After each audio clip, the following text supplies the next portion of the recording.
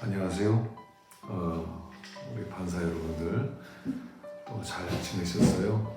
이걸 찍는 날이 오늘 수요일이에요. 오늘부터 이제 우리 이렇게 금식 기도회가 시작되는데 여러분 다 억지로 굶는 것이 아니고 여러분 어떤 모양으로든 내가 한 2박 3일 동안은 좀 절제해야 되겠다 그런 마음을 가질 수 있으면 참 좋겠다 싶고요. 그러는 가운데 마음이 좀 더 단순해졌으면 좋겠어요. 우리가 살아가는 이 시대는 너무 우리를 복잡하게 만들어요.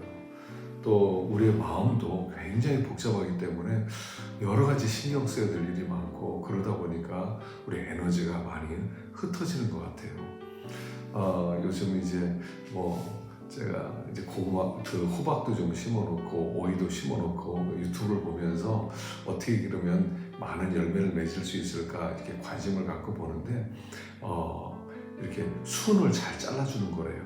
오이 같은 거는 그 넝쿨송 같은 거는 무조건 잘라줘야 된대요.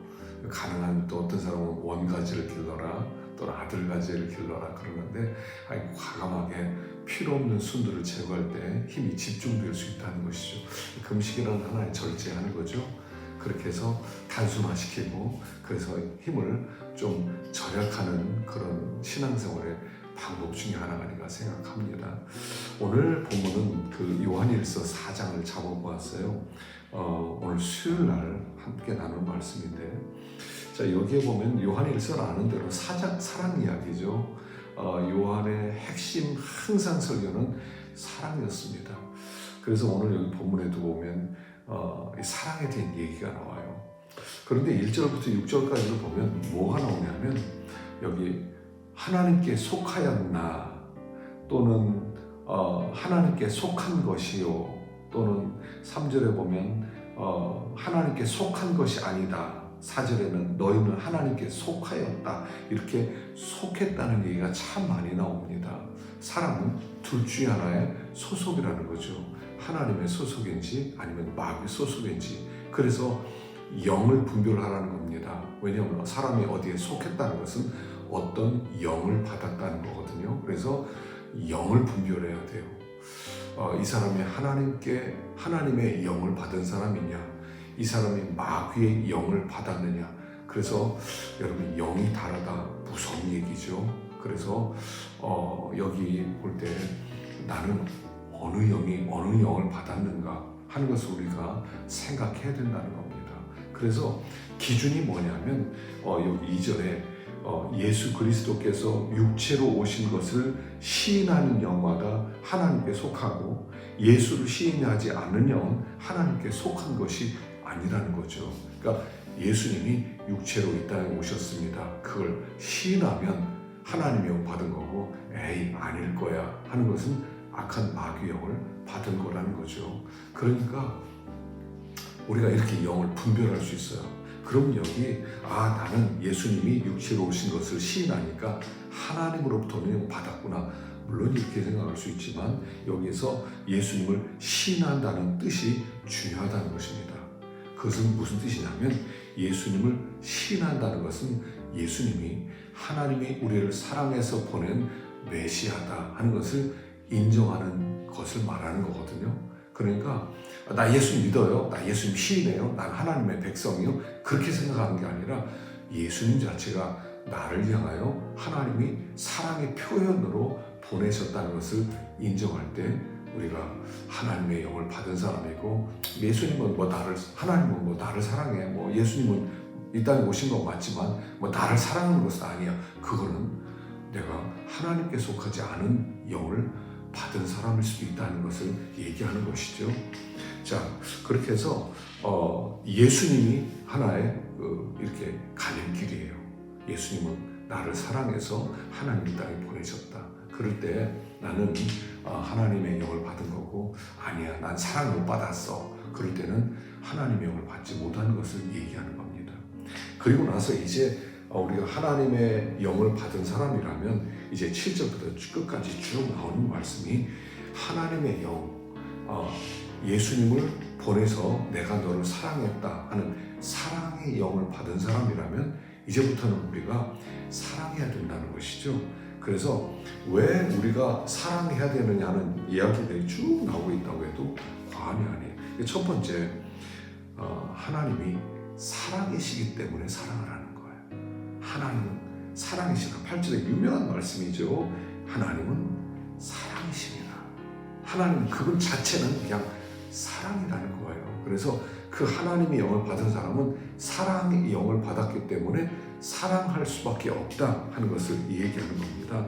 하나님의 성품의 핵심은 사랑이라는 거예요. 그래서 사랑이 자연스럽게 나올 수밖에 없다는 것을 말씀하고 있습니다. 그래서 사랑의 영을 받은 우리들, 그러면 사랑 안 하는 게 불편한 거예요. 사랑하는 게 편한 거예요. 난 절대로 사랑 안 해. 그러다 시간 지나면요 다시 원위치로 와요. 저 사람 불쌍해. 사랑해야지. 이런 마음으로 돌아오는 게 하나님의 영을 받은 사람이라는 거예요. 사랑 안 하는 게 불편한 거예요. 그래서 우리가 어떤 사람이든 그렇게 미워할 수가 없어요. 오랫동안 미워할 수가 없어요. 처음에는 막 미워합니다. 그러다 한 3일쯤 되면 하나님의 성령이 원위치 시켜줍니다. 그래도 그러면 안 되지. 사랑해야지. 이런 마음이 들어요. 그게 하나님의 영을 받은 사람이라는 것입니다. 두 번째로, 하나님이 먼저 나를 사랑하셨기 때문에 사랑하라는 거예요. 그래서 9절에 보니까 하나님의 사랑이 우리에게 이렇게 나타난 바 되었으니 하나님이 자기 독생자를 세상에 보내심은 그로 말미암아 우리를 살리려 하시며, 우리가 하나님을 먼저 사랑한 것이 아니라 하나님이 먼저 사랑했어요. 사랑은요 특징이 뭐냐면 항상 앞선다는 거예요. 사랑은 미뤄질 수 없어요. 나 미뤄, 나 못해. 물론 우리가 이제 미성숙하니까 그렇지만 조금 더 성숙해지면 내가 먼저 살아야지. 자녀와 부모가 싸우면 누가 먼저 해결하려고 그럽니까? 자녀가 와서 어머니 아버지 좀 문제 좀 해결해, 나 답답해 못 살겠어요. 그럽니까? 부모가 아이에게 가서 야 말 좀 하자 이렇게 얘기합니까? 그래서 사랑은 먼저예요. 앞서는 것을 얘기하죠. 사랑 자체는 뜨거운 것이에요. 그래서 하나님이 먼저 우리를 사랑하셨어요. 그래서 우리도 사랑하게 되는 것이다 하는 것입니다. 세 번째는, 사랑하면 하나님의 사랑이 완전해지기 때문에 사랑하라고 하는 겁니다. 자, 하나님의 사랑이 우리 안에 들어왔어요. 여러분, 사랑은요 개념이 아니에요. 사랑은 액션이에요. 하나님의 사랑, 사건이 벌어진 거예요. 한 사건, 하나님의 사랑이 내 안에 들어왔어요. 그러면 그 사건이 이제 표현이 되는 겁니다. 사랑이 들어왔어요. 그럼 나한테 나갈 것은 사랑밖에 없어요. 그래서 사랑이 들어왔기 때문에 내가 사랑을 받았어요. 그럼 가만히 있을 수가 없어요. 나 같은 자를 하나님이 사랑하셨네? 그럼 나도 사랑을 흘려보내야지. 이런 마음이 생기는 거예요. 그래서 사랑을 받았기 때문에 사랑하면 그럼 사랑이 완성되는 거죠. 그러니까 사랑이 안 나온다? 내 안에서 사랑이 안 나온다? 그럼 내 안에 사랑이 없는 거죠. 하나님의 사랑이 내 안에 들어와서 사랑받았으면 사랑이 나가는 거예요. 여러분, 그런 얘기가 있거든요. 부모에게 사랑받지 못한 사람은 사랑 못한다는 거예요. 이게 참 중요한 얘기거든요. 받은 사랑만큼 사랑이 됐어요. 부모가 사랑을 많이 쏟아부어서 사랑이 충만하면 그 아이는 사랑 막 넘치는 아이가 되는데, 어릴 때부터 엄격하게 자라고 아이가 하나님, 부모가 이미 나 사랑한다 이런 걸 잘 못 느끼는 아이들은요 사랑이 부족, 줄 줄을 몰라요. 막 받기만 하려고 그래요. 그러니까 줄 줄을 몰라요. 사람들이 이렇게 오면 탁 보면 알아요. 얘가 사랑받고 살았구나, 사랑 못 받고 살았구나, 이게 나와요. 사랑받은 사람은 사랑이 흘러가게 돼 있어요.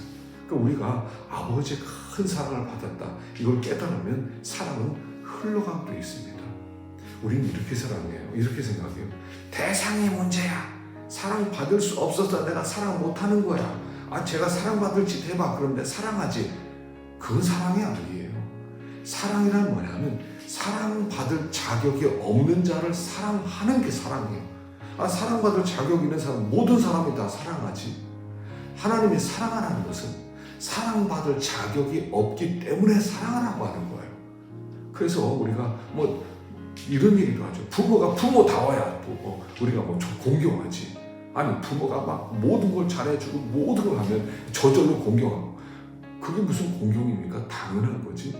부모가 어떤 때 실수도 하고 넘어지고 공경받을 부분이 없지만 공경하라 명령하셨기 때문에 공경하는 것처럼 사람도 똑같은 거예요. 그 사람의 대상이 어떠하든지 관계없어요. 하나님은 사랑하라고 하셨어요. 그러면 내 안에 사랑이 완성이 되는 거예요. 사랑이 내 안에 왔는데 사랑이 가만히 있으면 완성이 안 돼요. 사랑이 들어왔는데 사랑이 흘러가면서 내가 사랑받았구나 하는 것을 확증하게 되고 깨닫게 될 때 그것이 완성되는 것이다 하는 것이죠. 또 세 번째는요, 사랑할 때는 두려움이 없어져요. 이게 굉장히 중요한 얘기거든요. 여기 나오는 말씀이 뭐냐면 사랑하는 두려움이 없고 온전한 사랑이 두려움을 내쫓나니. 사랑은요 두려움이 없어져요. 두려운 게 뭐냐면 저 사람이 나 해코지 하지 않을까. 나는요 그냥 사랑만 하면 돼. 저 사람이 나를 어떻게 되든 난 무조건 사랑해야지. 그럼 그 사람이 두려울 리가 없어요. 그래서 사랑하는 사람은 두려움이 없다는 것은 뭐냐면 자유한다는 뜻이죠. 자유예요. 그래서 그 앞에 17절에는 우리로 심판날에 담대함을 가지게 하려 합니다. 자, 하나님이 우리를 심판하는데 얼마나 두렵습니까? 심판의 날이네. 얼마나 떨려요. 내가 과연 심판받지 않겠나. 그런데 하나님을 사랑하고 이웃을 사랑하면 사랑하는 분이 나온다고 그럴 때 뭐가 두렵겠냐는 거예요. 왜 우리가 예수님의 재림이 두려워요? 그분을 사랑하지 않는다는 거예요. 그분이 너무 멀어. 그분이 좀 생소해. 낯선 분이야. 우리가 이렇게 아파트에 사는 사람들은 때때로 그런 걸 느끼잖아요. 퇴근하고 이렇게 집으로 돌아갈 때 이런 생각이 들지 않아요? 아무도 안 탔으면 좋겠다. 혼자 올라가면 좋겠다. 왜냐하면 누구라도 들어오면 누군지 모르는 사람이 탈 때 굉장히 부담이 돼요. 그렇기 때문에 사람들은 아는 사람, 사랑하는 사람 있을 때는 굉장히 좋아하는데 모르는 사람 있으면 두려워요. 그래서 혼자 올라가고 싶어요. 사랑하면 두려움이 없어지는데 사랑하지 않으면 두려운 거예요. 예수님의 재림, 심판날, 강림 때 우리가 자꾸 사랑하다 보면 주님의 강림이 기다려져요. 그러나 겉으로는 쾌쾌 강림하십시오, 마라나타 그러더라도 사랑이 없으면 깊은 곳에 두려운 거예요. 두려운 거예요. 그 재림을 준비하지 못하는 것이죠. 그래서 우리는 그냥 편하게 그냥 사랑하는 거예요. 우리 죄인이에요. 우리는 완벽할 수가 없어요. 그래서 우리는 무슨 일을 한다 하더라도 아무리 의롭게 산다 하더라도 두려워요. 아무리 의로운 사람에게 물어보세요. 떳떳합니까? 떳떳하지 않아요. 그러나 사랑하는 사람만 두려움이 없어요. 부모를 사랑하면 부모가 오는 것을 좋아해요. 부모를 사랑하지 않은 부모가 곁에 있는 것도 부담이 되는 거예요. 그래서 우리가 사랑할 때 두려움이 떠나고 주님의 재림을 준비하는 완벽한 길이기 때문에 사랑해라라고 하는 겁니다. 이제 말씀을 맺겠습니다. 누구 소속이냐는 거예요. 마귀 영이냐 하나님 영이 우리에게 있느냐 하는 것입니다. 우리는요 이 명령을 받았어요. 대상이 어떠하든지 사랑해라 하는 명령을 받은 사람이에요. 하나님 저 사람이 너무 악해서 내가 이렇게 행동했어요. 핑계예요.